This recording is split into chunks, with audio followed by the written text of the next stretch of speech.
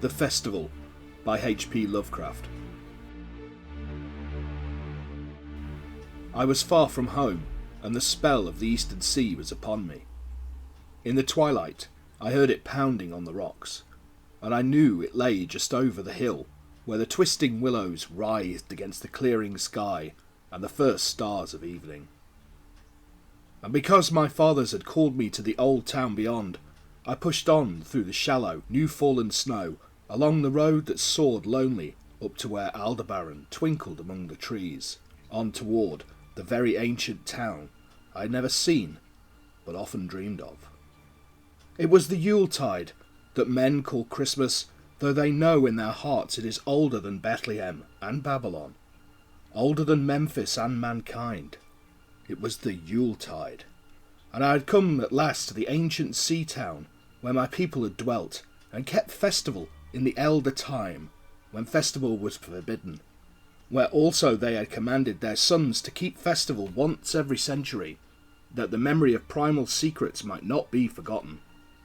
Mine were an old people, and were old even when this land was settled 300 years before, and they were strange, because they had come as dark, furtive folk from opiate southern gardens of orchids, and spoken another tongue before they learnt the tongue of the blue-eyed fishers.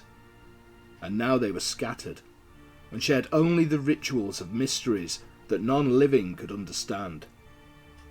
I was the only one who came back that night to the old fishing town as legend bade, for only the poor and the lonely remember. Then beyond the hill's crest I saw Kingsport, outspread frostily in the gloaming, snowy Kingsport, with its ancient vanes and steeples, ridgepoles and chimney pots, wharves and small bridges, willow trees and graveyards, endless labyrinths of steep, narrow, crooked streets, and dizzy, church-crowned central peak that time durst not touch. Ceaseless mazes of colonial houses piled and scattered at all angles and levels like a child's disordered blocks. Antiquity hovering on grey wings over winter-whitened gables and gambrel roofs.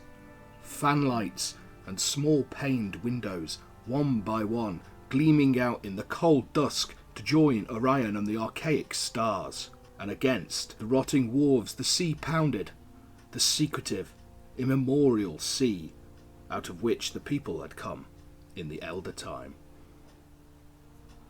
Beside the road at its crest, a still higher summit rose, bleak and windswept, and I saw that it was a burying ground where the black gravestones stuck ghoulishly through the snow like the decayed fingernails of a gigantic corpse.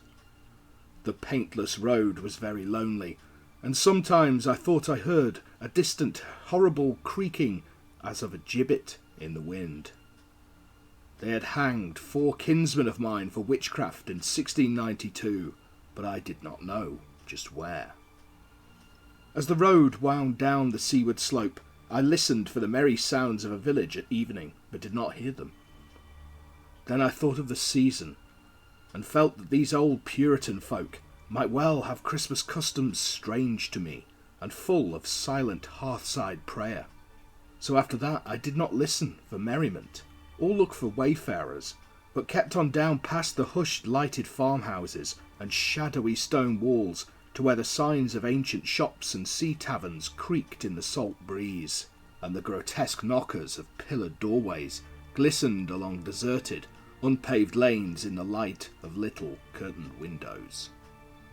I had seen maps of the town, and knew where to find the home of my people.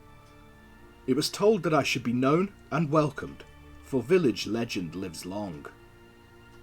So I hastened through Back Street to Circle Court, and across the fresh snow on the one full flagstone pavement in the town, to where Green Lane leads off behind the market house. The old maps still held good, and I had no trouble, though at Arkham they must have lied when they said the trolleys ran to this place, since I saw not a wire overhead. Snow would have hid the rails in any case. I was glad I had chosen to walk, for the white village had seemed very beautiful from the hill, and now I was eager to knock at the door of my people, the 7th house on the left in Green Lane, with an ancient peaked roof and jutting second story, all built before 1650. There were lights inside the house when I came upon it, and I saw from the diamond window panes that it must have been kept very close to its antique state. The upper part overhung the narrow, grass-grown street, and nearly met the overhanging part of the house opposite, so that I was almost in a tunnel, with the low stone doorstep wholly free from snow. There was no sidewalk, but many houses had high doors reached by double flights of steps with iron railings. It was an odd scene, and because I was strange to New England, I had never known its like before. Though it pleased me, I would have relished it better if there had been footprints in the snow and people in the streets, and a few windows without drawn curtains. When I sounded the archaic iron knocker, I was half afraid.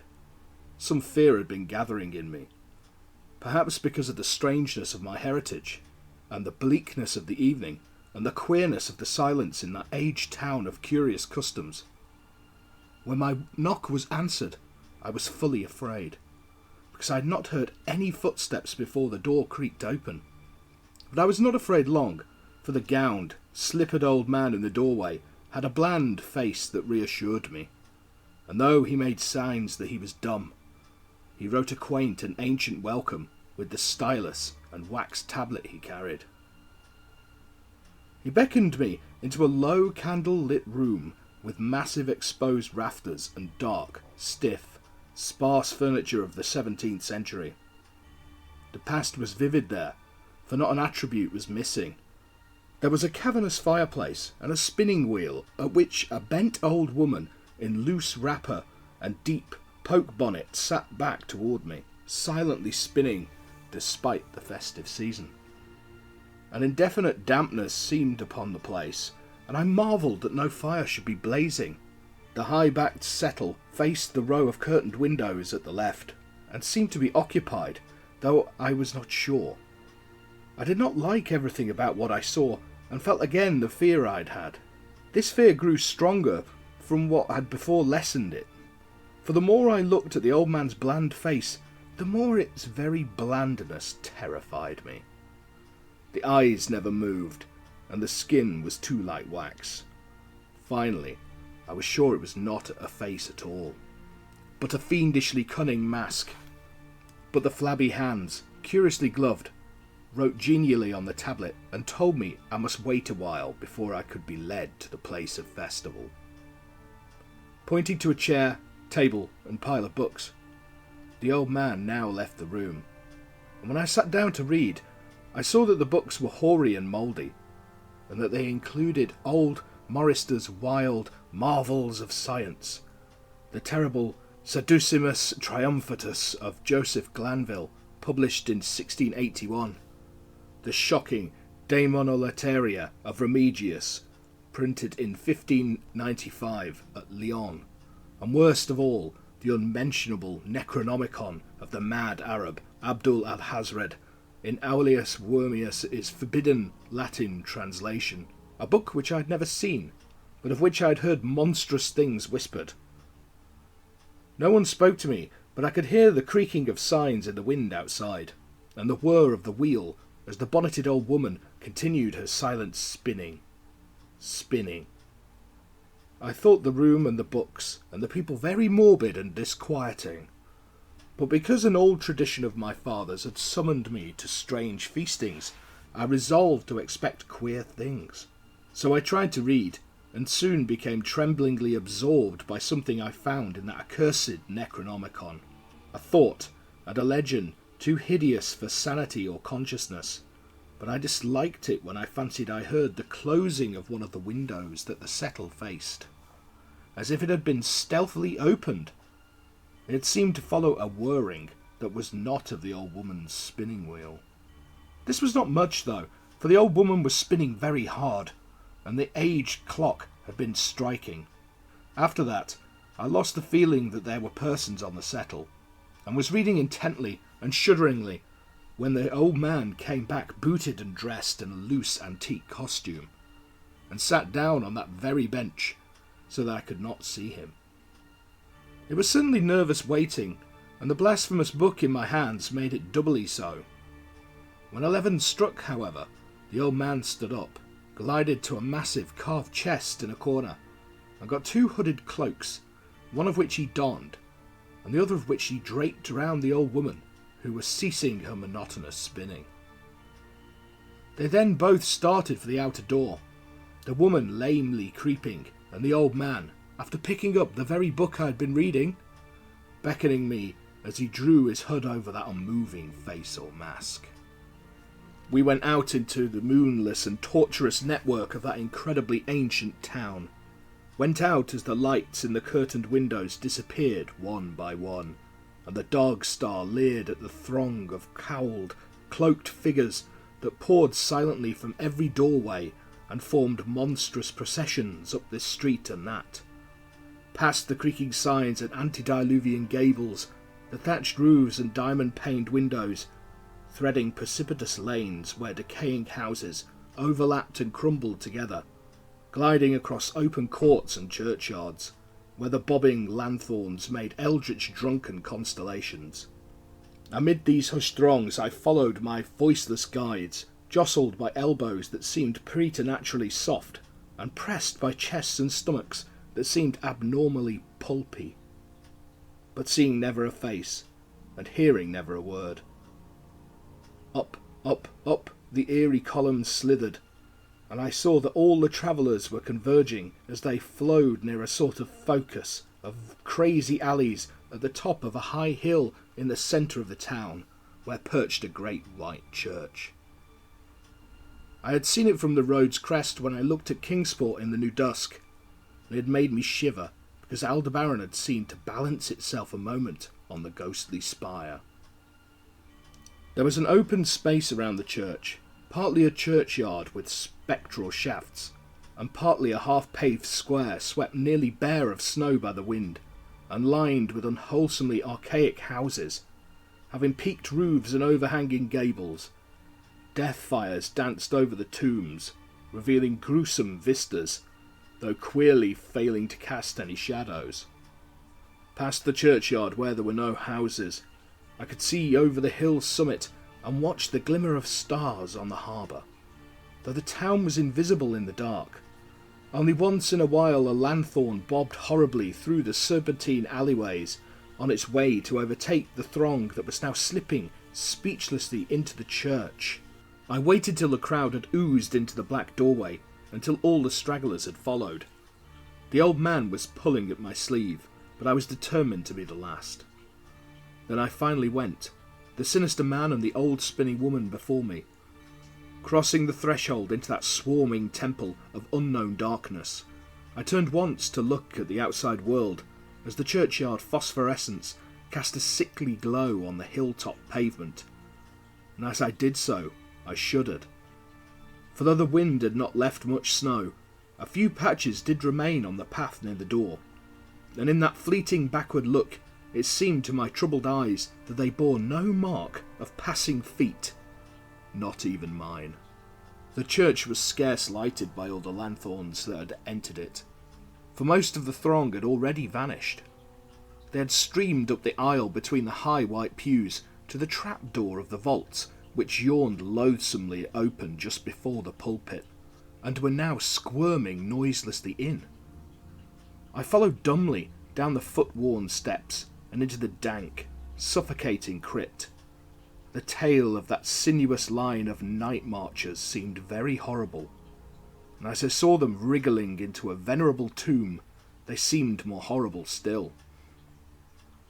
Then I noticed that the tomb's floor had an aperture down which the throng was sliding, and in a moment we were all descending an ominous staircase of rough-hewn stone, a narrow spiral staircase, damp and peculiarly odorous, that wound endlessly down into the bowels of the hill, past monotonous walls of dripping stone blocks and crumbling mortar. It was a silent, shocking descent, and I observed after a horrible interval that the walls and steps were changing in nature, as if chiselled out of the solid rock. What mainly troubled me was that the myriad footfalls made no sound and set up no echoes. After more eons of descent, I saw some side passages or burrows leading from unknown recesses of blackness to this shaft of nighted mystery. Soon they became excessively numerous, like impyrous catacombs of nameless menace, and their pungent odour of decay grew quite unbearable. I knew we must have passed down through the mountain and beneath the earth of Kingsport itself, and I shivered that a town should be so aged and maggoty with subterraneous evil. Then I saw the lurid shimmering of pale light, and heard the insidious lapping of sunless waters. Again I shivered, for I did not like the things that the night had brought, and wished bitterly that no forefather had summoned me to this primal rite. As the steps and passage grew broader, I heard another sound, the thin, whining mockery of a feeble flute. And suddenly there spread out before me the boundless vista of an inner world, a vast, fungus shore litten by a belching column of sick, greenish flame, and washed by a wide, oily river that flowed from abysses frightful and unsuspected to join the blackest gulfs of immemorial ocean. Fainting and gasping, I looked at that unhallowed Erebus of Titan toadstools, leprous fire and slimy water, and saw the cloaked throngs forming a semicircle around the blazing pillar. It was the Yule rite, older than man and fated to survive him. The primal rite of the solstice and of spring's promise beyond the snows, the rite of fire and evergreen, light and music. And in the Stygian grotto I saw them do the rite, and adore the sick pillar of flame, and throw into the water handfuls gouged out of the viscous vegetation which glittered green in the chlorotic glare. I saw this, and I saw something amorphously squatted far away from the light, piping noisomely on a flute. And as the thing piped, I thought I heard noxious muffled flutterings in the fetid darkness where I could not see. But what frightened me most was that flaming column, sprouting volcanically from the depths profound and inconceivable, casting no shadows as healthy flame should, and coating the nitrous stone above with a nasty, verminous verdigris. For all that seething combustion no warmth lay, but only the clamminess of death and corruption. The man who had brought me now squirmed to a point directly beside the hideous flame, and made stiff ceremonial motions to the semicircle he faced. At certain stages of the ritual, they did grovelling obeisance, especially when he held above his head that abhorrent Necronomicon he had taken with him, and I shared all the obeisances because I had been summoned to this festival by the writings of my forefathers. Then the old man made a signal to the half-seen flute player in the distance, which player thereupon changed its feeble drone to a scarce louder drone in another key, precipitating as it did so a horror unthinkable and unexpected. At this horror I sank nearly to the lichened earth, transfixed with a dread not of this nor any world, but only of the mad spaces between the stars. Out of the unimaginable blackness beyond the gangrenous glare of that cold flame, out of the Tartarian leagues through which that oily river rolled uncanny, unheard and unsuspected, there flocked rhythmically a horde of tame, trained, hybrid winged things that no sound eye could ever wholly grasp, or sound brain ever wholly remember. They were not altogether crows, nor moles, nor buzzards, nor ants, nor vampire bats, nor decomposed human beings, but something I cannot and must not recall. They flocked limply along, half with their webbed feet, and half with their membranous wings. And as they reached the throng of celebratants, the cowled figures seized and mounted them, and rode off, one by one, along the reaches of that unlighted river, into pits and galleries of panic, where poisoned springs feed frightful and undiscoverable cataracts. The old spinning woman had gone with the throng, and the old man remained only because I had refused when he motioned me to seize an animal and ride like the rest. I saw when I staggered to my feet that the amorphous flute player had rolled out of sight, but that two of the beasts were patiently standing by. As I hung back, the old man produced his stylus and tablet and wrote that he was the true deputy of my fathers who had founded the Yule worship in this ancient place. That it had been decreed that I should come back, and that the most secret mysteries were yet to be performed. He wrote this in a very ancient hand, and when I still hesitated, he pulled from his loose robe a sealed ring and watch, both with my family arms, to prove that he was what he said. But it was a hideous proof, because I knew from old papers that the watch had been buried with my great-great-great-grandfather in 1698. Presently the old man drew back his hood and pointed to the family resemblance in his face, but I only shuddered, because I was sure that the face was merely a devilish waxen mask. The flopping animals were now scratching restlessly at the lichen, and I saw that the old man was nearly as restless himself. When one of the things began to waddle and edge away, he turned quickly to stop it, so that the suddenness of his motion dislodged the waxen mask from what should have been his head, and then, because that nightmare's position barred me from the stone staircase which we had come, I flung myself into the oily underground river that bubbled somewhere to the caves of the sea, flung myself into that putrescent juice of earth's inner horrors, before the madness of my screams could bring down upon me all the charnel legions these pest gulfs might conceal. At the hospital, they told me that I had been found half frozen in Kingsport Harbour at dawn, clinging to the drifting spar that accident sent to save me. They told me I had taken the wrong fork of the hill road the night before and fallen over the cliffs at Orange Point, a thing they deduced from prints found in the snow. There was nothing I could say, because everything was wrong. Everything was wrong, with a broad window showing a sea of roofs in which only about 1 in 5 was ancient, and the sound of trolleys and motors in the streets below. They insisted that this was Kingsport, and I could not deny it. When I went delirious at hearing that the hospital stood near the old churchyard at Central Hill, they sent me to St. Mary's Hospital in Arkham, where I could have better care.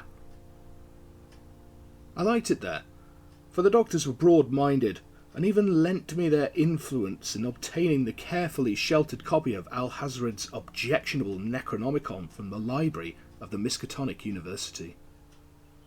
They said something about psychosis and agreed I had better get any harassing obsessions off my mind. So I read again that hideous chapter and shuddered doubly because it was indeed not new to me. I had seen it before. Let footprints tell what they might, and where it was I had seen it were best forgotten.